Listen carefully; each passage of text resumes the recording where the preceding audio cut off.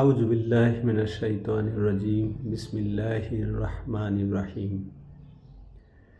আজ 17 ডিসেম্বর 2025,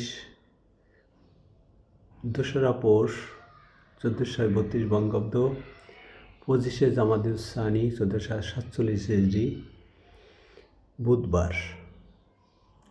সম্মানিত দর্শক শ্রোতা, আসসালামু আলাইকুম ওয়া রাহমাতুল্লাহ। আমি আপনাদেরকে আজ রিয়াদুস সালিহিনের 2য় খণ্ড থেকে 697 নম্বর হাদিসটি শোনাবো ইনশাআল্লাহ। হযরত আনাস রাদিয়াল্লাহু থেকে বর্ণিত, নবী করিম সাল্লাল্লাহু আলাইহি ওয়াসাল্লাম যখন কোনো কথা বলতেন তখন তা 3 বার বলতেন, যাতে শ্রোতা খুব উত্তম রূপেই তা বুঝে নিতে পারে। যখন তিনি কোনো গোত্রে কাছে আসতেন তখন তাদের 3 বার সালাম করতেন। বুখারী শরীফ। আমরা এই হাদিসে হযরত মুহাম্মদ মুস্তাফা সাল্লাল্লাহু আলাইহি সাল্লাম, যে একজন শ্রেষ্ঠ শিক্ষক ছিলেন, তিনি যে মানুষের মনস্তাত্ত্বিক অবস্থা বুঝতেন এবং সে অনুসারে তিনি তাদেরকে নসিহত করতেন।